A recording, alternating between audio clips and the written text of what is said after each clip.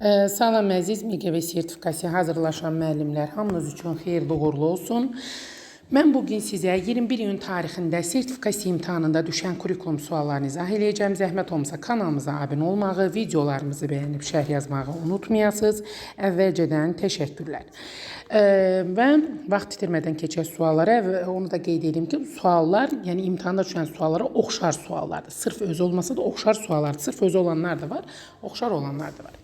Keçək suallara. Birinci sualda deyir ki, şagird kəsik konusun sahə düsturundan istifadə edərək sinif otağındakı dibcəyin üzərini örtmək üçün nə qədər rəngli kağız işlənəcəyini müəyyənləşdirir. Deməli, nədir? Kəsik konusun sahə düsturundan istifadə edərək. Biz nə demişdik? Yeni qaydaya əsasən hər hansı bir düstura görə məsələni həll ediriksə, bu anlamaq olur. Yəni, hər hansı bir düstur, qaydanı dərk eləyibsə uşaq və onu həll eləyirsə, deməli, onu anlayıb deməkdir. Özünüzdə qeyd edin, yadda saxlayın ki, düstura, qaydaya əsasən, nəyəsə görə, nəyinsə əsasında deyirsə, bu anlamaq olur. Sadəcə işin icrası varsa, onda tətbiq olur. Yaddan çıxartmayın bunu. Burada əgər eləcə desəydik ki, sinif otağındakı dibcə üzərində bu işləri görür. Onda mən tətbiq götürərdim. Amma bu deyir, şagird kəsik konusun sahə düsturundan istifadə edir. Görürsünüz, düsturu vurğulayır oradakı, mən buradayam. Düstur deyir, mən buradayamsa, mən anlamışam deməkdir. Qayda varsa, anlamaq deməkdir. Və bu məntiqi təfəkkür olur. Çünki hər hansı bir təhlil etmək, tənqidi yanaşma yoxdur və işin icrası var. Düsturdan da olsa belə işin icrası varsa prosedural bilikdir. Biz əvvəllər bunu tətbiq etmə götürürdük. Deyirdik ki, prosedural bilik, məntiqi təfəkkür və tətbiq etmə. Həmişə belə götürürdük. Sadəcə düstur artıq yeni qaydaya əsasən düstura görə, qaydaya görə bir şey eləyirsə, onu anlamışam deməkdir. Ona görə bu olur prosedural bilik, məntiqi təfəkkür, anlamaq.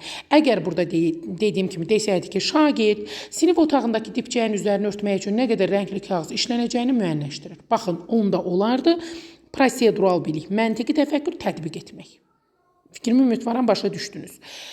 Fikrimi çatdıra bildim. Baxaq, deməli, burada düstur olduğuna görə anlamaq oldu. Prosedural bilik, məntiqi təfəkkür, tənqidilik, yaradıcılıq, təhlil, dəyərləndirmə, bununla bağlı heç nə yoxdur. Cavab ona görə bir də oldu A bəndi. Prosedural bilik, məntiqi təfəkkür, anlamaq. İkinci suala keçirik. 2-də deyir ki, Pifaqor teoremindən istifadə etməklə katetləri 6 və 8 olan düzbucaqlı üçbucağın hipotenuzunu tapın. Görürsünüz, yenə burada nədənsə istifadə etməklə deyir. Nədənsə istifadə etməklə deyirsə, yəni nədən deyəndə teoremdən deyir. Görürsünüz, düstur var burada, qayda var. Qaydadan istifadə eləyirsə, deməli, nə olmalıdır? Yeni qaydaya əsasən anlamaq, hər hansı bir düstur, qaydanı dərk edib həll edirəmsə, dərk etmişəm deməkdir, anlamışam deməkdir, izahını bilirəm deməkdir. Amma burada eləcə desəydik ki, şagird katetləri 6-8 olan düzbucaqlı üçbucağın hipotenuzunu tapır. O zaman tətbiq etmək olardı. O zaman tətbiq etmək və məntiqi təfəkkür olardı. Bu, nədənsə istifadə edir. Nədən də deyəndə nədir? Düsturdan, teoremdən, qaydadan istifadə edirsə, anlamaqdır. Bu qaydanı yaddan çıxartmayın. Hansı müəllim necə götürür? Öz düşüncəsidir. Mən qaydada, qəbulda necə verilirsə və qəbulda cavabı nə götürürsə, ona sizi yönləndirirəm. Kiminsə fikrinə əsasən gedib ayrı variant götürüb səhv cavablarınızın sayını artırmayın. Qaydanı dərk eləyin ki, nədir bu? Harada düstur, qayda, teorem varsa özüm dönə-dönə deyirəm ki, dərk eləyəsiniz, yaddan çıxmasın.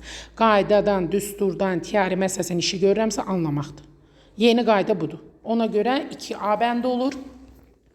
Üçüncüyə keçirik. Üçüncüdə deyir ki, aşağıdakılardan hansı səmərəli öyrənmə mühiti qurmağa və sinfin effektiv idarə olunmasına kömək etmir? Bizdən kömək etməyən istəyir.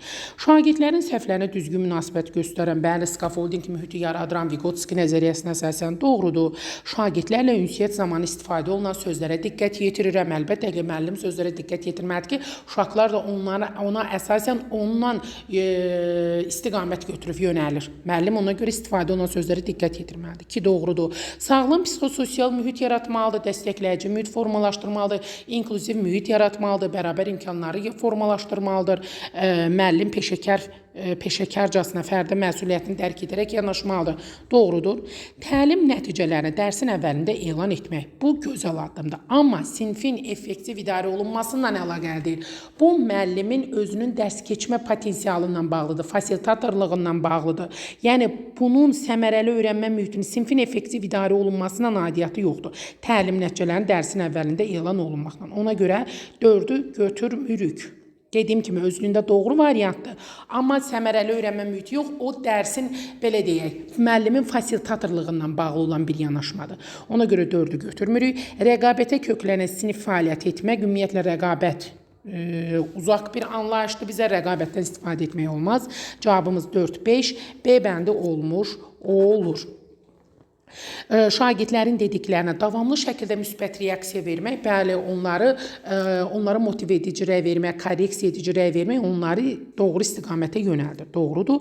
Birgə öyrənməni formalaşdırıram, bəli, özünü qiymətləndirmək, yoldaş qiymətləndirməsi də burada rol almış olur. Konstruktiv rəydə həmçinin gözləntini düzgün müəyyən eləmək lazımdır. Həmçinin proseduru da, qaydanı da, bunlar da doğrudur. Sinif qaydalarını, prosedurları müəyyən etmək, bəli, bunlar da hamısı sinfin effektiv idarə olunmasında önəmli faktordur. Deməli cavabımız oldu 4-5 B bəndi. Sonra 4-cü suala baxırıq. 4-də deyir ki, katetləri 6 və 8 olan düzbucaqlı üçbucağın hipotenuzunu tapın. Baxın, görürsünüz, bayaqki sualda deyirdi ki, düsturun köməyi ilə tapın, teoremin köməyi ilə tapın. O zaman A bəndi anlamaq, məntiqi təfəkkür olardı. Amma burada heç nə verməyib, nə düsturu verib, nə qaydanı verib. Sadəcə deyir, get bu düzbucaqlı üçbucağı tap, hesabla. Sən tətbiq etmək, məntiqi təfəkkür, prosedural biliyi icra eləməlisən. Düstur qayda yoxdursa, cavabım B bəndidir. Düstur qayda, teorem varsa, cavabım A bəndi olardı. Deməli, burada cavabım B bəndi oldu. Bu sual bir cür formatda düşmüşdü. Teoremə, qaydaya əsasən düşmüşdü. Sadəcə özüm bu formatda da sizə təqdim edirəm ki, görəsiniz ki, yəni necə olsa tətbiq etmə olardı. Deməli, 4B bəndi oldu. 5-ci suala baxırıq. 5-ci sualda deyir ki, diaqnostik qiymətləndirmə ilə bağlı yanlış fikirləri müəyyən edin. Gəlin baxaq. Deyir ki, diaqnostik qiymətləndirmə üçün nəzərdə tutulmuş tapşırıqlardan bölmənin sonunda da istifadə etmək olar.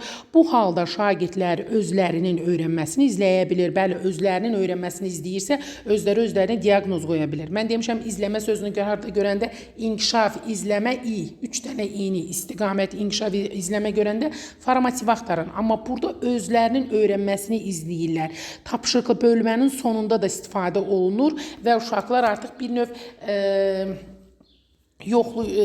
bölmənin sonunda ingilis dil fənlərində əsasən quizlər şəklində olur. Sən hər bölmənin sonunda onu yoxlayırsansa diaqnoz qoyursan. Aralıq mərhələdə aparılır. Doğrudur, öyrənməni izləyir. Amma istiqamət versəydi, onun inkişafını izləsəydi formativ olardı. Bir diaqnostik aiddir, bizdən yanlış istəyir.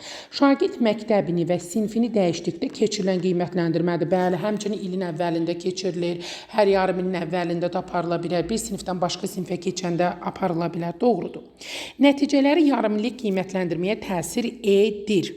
Yarımillik qiymətləndirməyə əksinə təsir etmir. Yanlışımızın biri budur. Müəllimin planlaşma aparmasına kömək eləyir. Bəli, effektiv planlaşma aparır müəllim. Gündəlik plan formativdədir, illik plan summativdədir. Effektiv planlaşma diaqnostikdədir. Yaddan çıxartmayın bunu. Qiymətləndirmə zamanı müxtəlif üsullardan istifadə etmək olur. Bəli, doğrudur. Müxtəlif üsullar ümumiyyətlə formativdə də, summativdə də istifadə eləmək olur. Doğrudur. Diaqnostikdə hansı üsullardan olur? BİBÖ-dən, klasterdən, aksiyondan bunlardan istifadə eləmək olar. 6-da deyir, şagirdin təlim nailiyyətlərindəki irəliləyişlərin izlənməsini təmin eləyir. Görürsünüz, bu formativə aiddir. İzlənməni nə izləyir? İrəliləyişi izləyir. Ona görə bu formativdir. Bir yanlışımız 6-dır. Deməli 3, 6, 7-də deyir. Müəllim şagirdlərin təlim nailiyyətlərinin necə inkişaf etdirəcəyinə təsir edir. Baxın, necə inkişaf var, doğrudur. Amma necə inkişaf etdiyini göstərmir. Etdirəcəyinə təsir edir. Yəni hələ gələcəkdədir. Formativi gələcəkdə görən kimdir? Əlbəttə ki, diaqnostik. Hələ deyir, gələcəkdə inkişaf etdirəcəyinə təsir edir. Deməli, bu da diaqnostikdir. İnkişaf etdirəcəyinə təsir edir. Yəni, formativə təsir edən kimdir? Diaqnostik 7-də aiddir. 8-ə deyir, şagird bölmə ərzində öyrəndiklərini ümləşdirən prosesdir. Şagirdin bölmə ərzində öyrəndiklərini ümləşdirirsə, bu summativdir. Summativ qiymətləndirmədir. Cavab oldu 3, 6, 8. Davam edirik.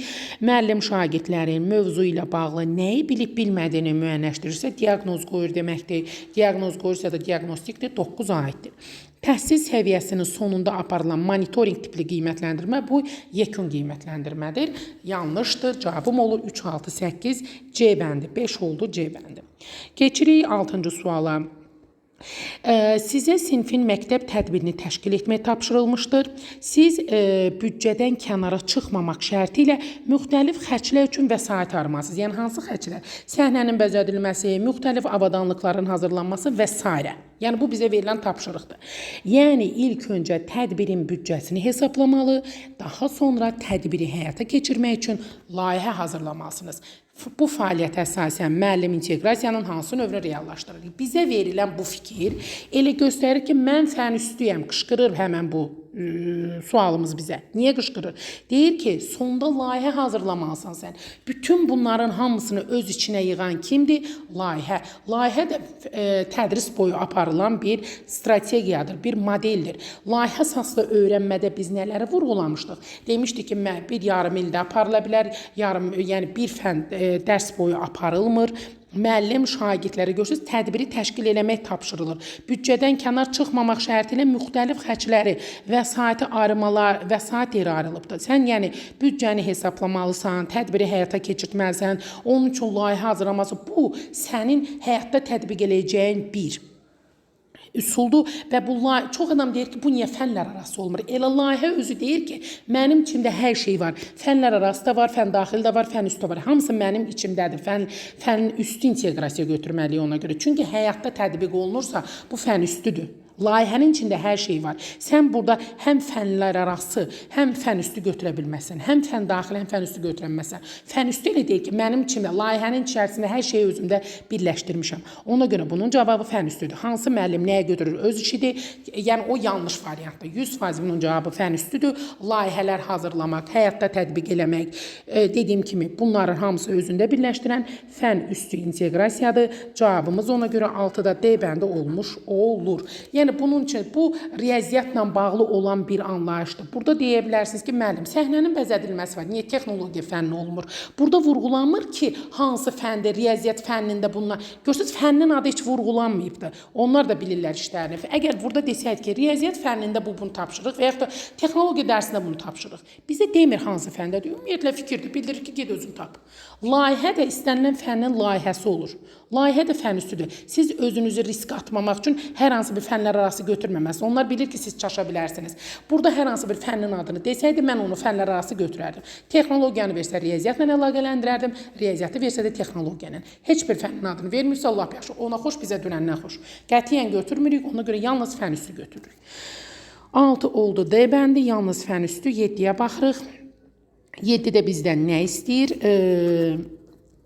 Bir dəqiqə.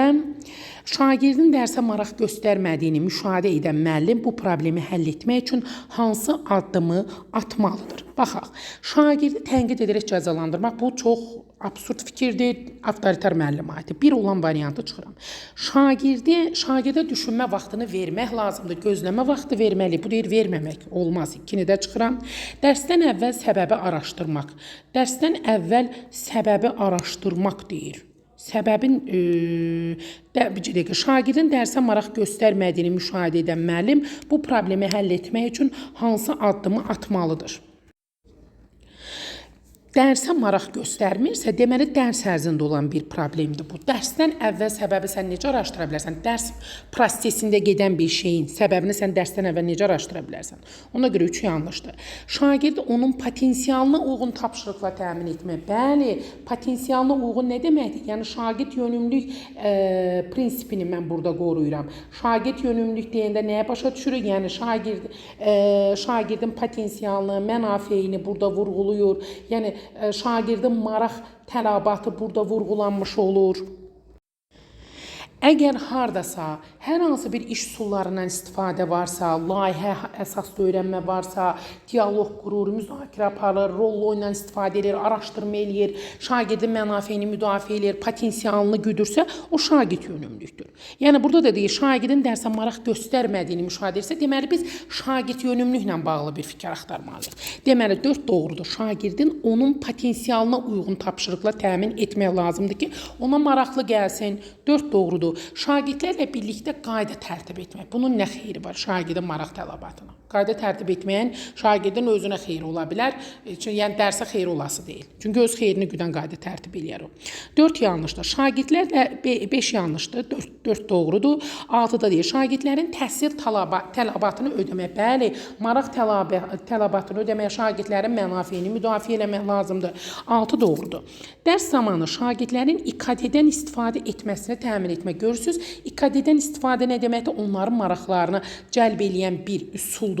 Nədir? Yəni informasiya kommunikasiya texnologiyalarından istifadə edirəm, müzakirə edirik, dialoq aparırıq, rol ilə istifadə edirəm, araşdırma aparıram, tapşırıqlar verirəm, maraqlarına uyğun, Sokrat dialoqundan istifadə edirəm, simulyasiyadan istifadə edirəm, ev tapşırığı verirəm. Bunlar hamısı şagird yönümlüdədir. 7 doğrudur. Buzqıran strategiyasından istifadə etməmək deyir. Amma istifadə etmək olsa daha gözəl olardı ki, maraqlarını tapa bilərdik. Həmçinin anket sorğu keçirtmək də burayda ola bilər. Düzdür, variantlarda yoxdur bu.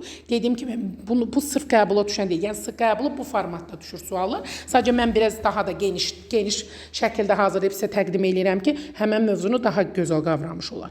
Yəni, anket sorğu keçirtmək də gözəl olar. Maraq tələbatını üzə çıxartmış olarsan. Qolman nəzəriyyəsində nə deyir? Empatiya qurmaq. Uşaqların nəyə marağı var, özümüzü onun yerinə qoyub münasibətlərin idarə olunmasına zəmin yaratmalıyıq. 7 doğru oldu, 8-də etmək olsa olardı. Dərsin məqsədini qeyd etmək olsa olardı. Bu deyir etməmək. Dərsin məqsədini qeyd eləməli ki, uşağın da maraq, belə deyək, dərsin ümumiyyətlə məqsədini qeyd etmək maraqla əlaqəsi yoxdur. Sadəcə dərsin məqsədini ümumiyyətlə həmişə müəllim qeyd eləməlidir ki, marağı da ona uyğun cəlb eləyə bilsin. Motivasiyanı ona uyğun qura bilsin. 9 yanlışdır. Müxtəlif təfəkkür növünə yönəlik tapşırıqlar vermək. Çünki sinifdə məntiqi təfəkkürdə olan uşaq da var, yaradıcı da, tənqidi də. Budur gözəl addımdır. Ümumiyyətlə iş üsullarından istifadə, iş formalarından istifadə, şagirdin mənafeyini müdafiə, şagirdin potensialı, maraq tələbatı görəndə bilin ki, bu şagird yönümlüdür. Cavabımız da olur 4, 6, 7, 10, yəni C bəndi. 8-ə baxırıq. Nə istəyir bizdən? Şagird sinif otağındakı dibçəyin üzərini örtmək üçün nə qədər rəngli kağız işlənəcəyini müəyyənləşdirir. Görürsünüz, burada düstur, teorem, qayda yoxdur. Sadəcə işin icrası var. İşin icrası olanda nə olur? Prosedural bilik tətbiq etmək. O da kimi çağırır? Məntiqi təfəkkürü çağırır.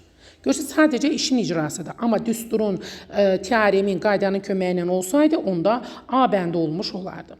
8 olur C bəndi. 9-a baxıram. Sizə təqdim edilən siyahıya əsasən bir neçə rayona səfərə getməlisiniz. Ümumi məsafəni bu məsafə üçün lazım olan yanacaq sərfiyyatını və effektiv marşrutu müəyyənləşdirin. Bu situasiya Bloom'un idrak taksonomiyasının hansı mərhələsinə uyğundur? Əlbəttə ki, dəyərləndirmək. Niyə? Çünki eləcə desəydik ki, marşrutu müəyyən edin, yanacaq sərfiyyatını müəyyən edin. Bu onlarda tətbiq etmək. Və yaxud da analiz olsaydı, burada heç nəyə analiz eləməyib. Təhlildə demişəm, tərəzinin bir gözü yuxarı qalxır, bir aşağı düşür. Və harada ən daha vacib kimi sözlər görəndə təhlili götürün. Fərqli müstəvilərdə müqayisə olsa təhlili götürün. Eyni müstəvidə müqayisə olsa anlamağı götürün. Hər hansı bir təklif irəli sürsə yaratmağı götürün. Bu, sadəcə işi icra eləmək olsa tətbiqi götürün. Bu dəyərləndirir. Niyə? Effektiv marşrutu müəyyənləşdirir deyil. Eləcə marşrutu müəyyən eləmiş olsa tətbiq etmək olardı. Amma bu effektiv marşrutu müəyyənləşdirirsə dəyərləndirib deməkdir. Artıq təhlildən də keçibdir. Çünki sizə təqdim olunan siyahıya əsasən bir neçə rayona səfərə getməlisiniz. Bunu anladıq. Ümumi məsafəni bu məsafə üçün lazım olan yanacaq sərfiyyatını, deməli, həm məsafəni tutmalısan, həm məsafə üçün lazım olan yanacaq sərfiyyatını, həm marşrutu, həm onun effektiv, yəni effektiv marşrut nədir? Ən yaxşı yolu tapmaq. Düzdür, təhlil ola bilər. Eləcə effektiv marşrutu müəyyən eləsə desəydi, təhlil olardı. Amma qabaqda görün nə qədər fikir var. Mən bu fikirləri analiz eləməliyəm, mən bunları təhlil eləməliyəm. Mən təhlildən əlavə, mən onların üzərinə əsassız yanaşmanı çıxardıb meyarı mövqeyini müəyyən eləməliyəm ki, dəyərləndirə biləm. Eləcə təhlil ola bilməz. Effektiv sözü ümumiyyətlə dəyərləndirmədədir. Yaddan çıxartmayın bunu. Effektiv bir yol tapıramsa, işimi asanlaşdırmışam deməkdir. Çünki dəyərləndirmə münasibət bildirməyini istəyir, fikrini əsaslandırmağını istəyir, fikirlərini əsaslandırmaq üçün arqument gətirməyini istəyir, mövqe bildirməyini istəyir. Yəni sən bunun təsirini necə görürsən? Yəni bizdən necəliyini istəyirəm. Bu marşrutu effektiv marşrutu müəyyənləşdirmənin necəliyini istəyir ki, necə bunu müəyyən eləyərsən? Məntiqiliyi yoxlayıram da bir növ. Burada da nəyinsə gedişinə olan təsiri müəyyənləşdirirəm. Orada da effektiv marşrutu müəyyənləşdirirəmsə dəyərləndirirəm deməkdir. Çünki dəyərləndirmədə adı üstündə qiymətləndirirəm, tənqidi təfəkkürə əsaslanan bir yanaşmadır. Burada təhlil ola bilməz. Təhlil ümumiyyətlə olanda daha geniş, belə deyim, analizi olur orada. Oxşar fərqli cəhətləri geniş şəkildə müəyyən eləmək ola bilər. Nə bilim, səciyyəvi cəhətlərini üzə çıxartmaq olsa təhlil etmək olar, analiz olsa təhlil olar. Sadəcə bir cümlə olsaydı ki, effektiv marşrutu müəyyənləşdirin, o təhlil olardı. Amma cümlənin əvvəlinə görə nə qədər yanaşma var? Nə qədər bizə yol göstərir, yanacaq sərfiyyatı, bura get, ora get, dəyərləndirməkdir. Biraz ağır samballı cümlə olanda dəyərləndirmək olur. Yaddan çıxartmayın bunu. 9 ona görə C bəndi olmuş oldu. Təhlil ola bilməz. Qəbulda C götürülübdür. Və nəhayət 10-cu sual. 10-cu sualda deyir ki, şagirdlər sinfə tətbiq olunan prosedurlara əməl etmirlərsə, bunun səbəbi aşağıdakılardan hansı ola bilər? Mən sizə indi bir dənə açar söz deyəcəm, onu mütləq qeyd edin, qəbulda 100% bunlar sizin qarşınıza çıxacaq. Onlar nədir? Şagirdlər sinfə tətbiq olunan prosedura əməl etmirlərsə, deməli nə olubdur? Deməli, prosedur möhkəmlənməyib. Baxın, mirvari sözündən yadda saxlayın. M-I-R-V. Bu başlıq hərflər özünüzdə qeyd edin, yaddan çıxmasın. Deməli, prosedur möhkəmlənməyib, məşq edilməyib, prosedur mahiyyəti öyrədilməyibdir. Deməli, 3 dənə oldu. Nə oldu? Prosedur möhkəmlənməyib, məşq edilməyib, mahiyyəti öyrədilməyib. Sonra i gəldi. Müəllim prosedurun tətbiqində israrlı olmayıbdır. Bir də prosesin nədən ibarət olduğunu şagirdə çatdırmayıb. Deməli, israrlı olmaq ibarət. Prosedurun nədən ibarət olduğunu şagirdə öyrətməyib. Bir də müəllim prosedurun tətbiqində israrlı olmayıb. Deməli, nələr oldu? Möhkəmləndirməyib, məşq etməyib,